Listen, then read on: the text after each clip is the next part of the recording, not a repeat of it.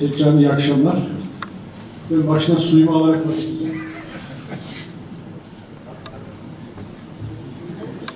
Yok, yine de tedbirimizi alalım. Şimdi baştan genel çerçevenin çizilmemesine ilişkin söylediğim şey en azından kendi açımdan gerçekleşiyor. Çok güzel konular açılıyor ama konuyla ilgili etraflı tartışma fırsatı bulmadan bir başka konuya evriliyoruz falan. Dolayısıyla ben belki son konuşulan birkaç konunun öncesine dönmek istiyorum. Şimdi büyük örgütleri büyük yapan şey sadece onların kalabalık olması değildir. Büyük örgütleri büyük yapan şey davalarının ölçüsüdür ve yönetimdeki ferasetleridir. Eğer büyük bir davanız varsa ama ferasetiniz düşükse o davayı bir şekilde düşürürsünüz. Ferasetiniz çok yüksek olabilir ama davanız küçük olabilir. Yani bunda da yapacak bir şey yoktur. Davanızı büyütmenin derdinde olursunuz. Şimdi Kaffet evet büyük bir örgüttür ve bizim davamız büyüktür. Niye büyüktür? Bizim davamız var olma, yok olma davasıdır. Yani bizim sürecimiz, sorunumuz var olmakla yok olmak arasındaki ağır davayı temsil eder. Peki bunu yönetebilecek yeterli örgütsel dinamiğimiz ve gücümüz var mı? Zaman zaman bundan endişelendiğimiz, şüphe ettiğimiz zamanlar oluyor. Bunu itiraf etmek zorundayız. Kaffet bütün bunlara rağmen Türkiye'deki en örgütlü kurumdur. Ancak zaman zaman eksiklerimizin, hatalarımızın olduğunu eğer biz kendimiz görmez isek, kendimiz kabul etmez isek ve gereken adımları atmaz isek davamıza, kurumumuza en büyük kötülüğü etmiş oluruz. Buna şuradan gelmek istiyorum. Bundan yaklaşık 10 yıl önce dernek binasında bir gençlik kurultayı esnasında ve hala kulaklarımda çınladığı için hep söylüyorum. Bir toplantıda bizimle çok iyi ilişkileri vardı. Hep kendisiyle ilişkilerimiz devam etti. Profesör Doktor Ayhan Kaya o zaman yardımcı doçentti. Bizim oturumlarımızdan birisinde şunu söylemişti. Bugün gibi kulaklarım. Çerkesler kamuoyunda, medyada, entelektüel camiada var olmayı istiyorlarsa eğer organik entelektüellerini yetiştirmek zorundalar. Bizim en önemli sorunlarımızdan bir tanesi kurumlarımızın içerisindeki organik entelektüellerin giderek azalıyor olmasıdır. Bu çok önemli bir problemdir. Nitelikli insan gücünü tekrar kazanmak zorunda Kaffet. Bunu bir reorganizasyon sürecinin bir parçası olarak görmek zorundayız. Nitelikli insan gücünden bahsediyorum. Yani bunu kategorize etmek anlamında söylemiyorum. Ancak az evvel bahsettiğim yönetim ferasetini gösteren şey bilgiyle olacak. Eğer bilgiyi size devşirecek olan kişilerle ilişkileriniz yeterince iyi değilse iyi bir yönetim gösterme imkanınız mümkün değildir. İyi yönetilen şirketlere bakınız, iyi danışmanlarla çalışın. İyi yönetilen futbol kulüplerine bakın, iyi antrenörlerle çalışırlar. Bu dünyanın her yerinde böyledir. Eğer yapınızın içerisinde nitelikli insan gücünü daha çok arttırırsanız başarılı olursunuz. Bu açıdan Kaffet'in bugün önemli problemlerinden bir tanesidir. Bunu görüşmek zorundayız. Bu bugün de yarına çözülecek bir şey değil. İkinci konu. Ne kadar içinizden istençle yaklaşıyor olursanız olun, ne kadar problemleri iyi analiz etmiş olursanız olun, ne kadar etrafınızda çok sayıda insan olursa olsun, ne kadar arkanızda kurumlar olursa olsun, eğer paranız yoksa hiçbir şey yapamazsınız. Bugün geldiğimiz noktada eğer ekonomik problemlerinizi halletmemiş bir toplumsanız eğer hiçbir adım atamazsınız. Hiç kimse kusura bakmasın.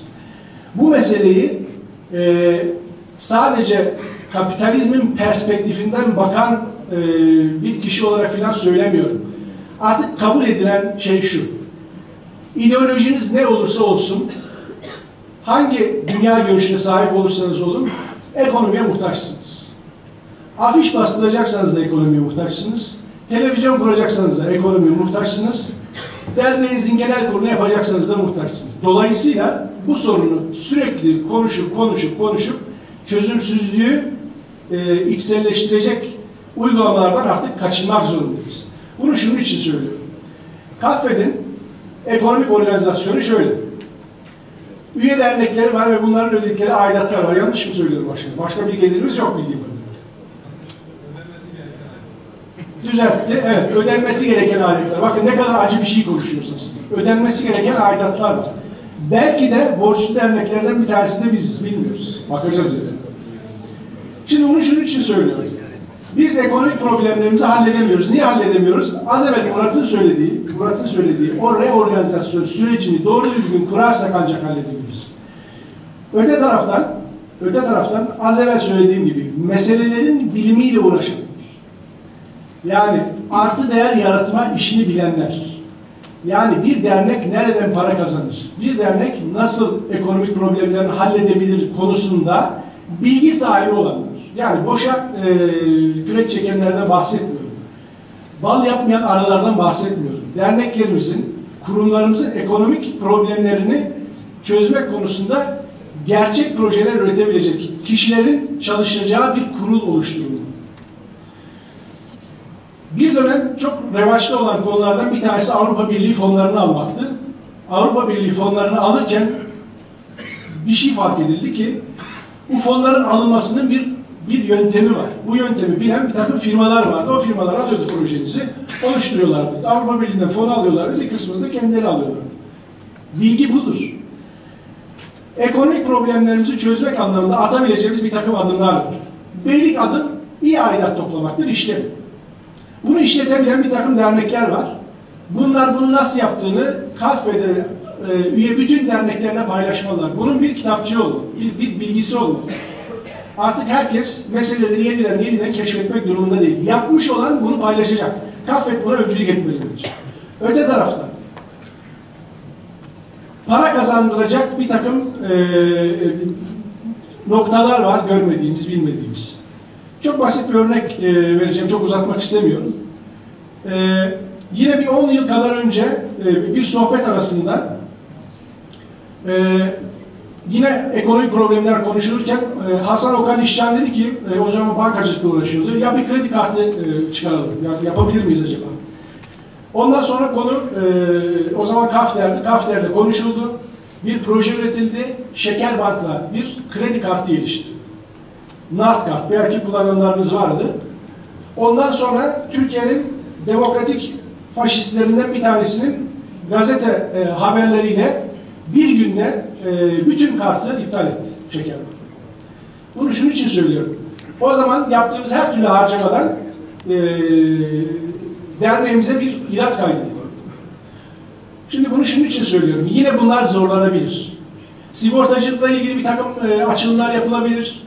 Akaryakıtla ilgili daha evvel derneğimiz bir çalışma yaptı, CAFED, ama ben hayatımda üye olunması bu kadar zor başka bir organizasyon görmedim. Yaklaşık 2 hafta uğraştım, araçlarımın hiçbirine de alamadım. Bunu şunun için söylüyorum, daha kolay, daha pratik ve derneklere, CAFED'e, topluma gelir irat edecek bir takım projeleri geliştirmek zorundayız.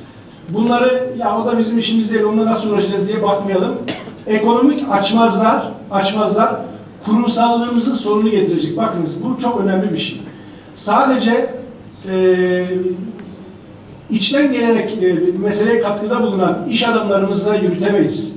Onlara da yazık, bu kuruma da yazık, bu topluma da yazık. Sadece kendi dinamiklerimizle yapamıyorsak eğer bir takım projeleri geliştirmek zorundayız. Öte taraftan, çok özür dilerim.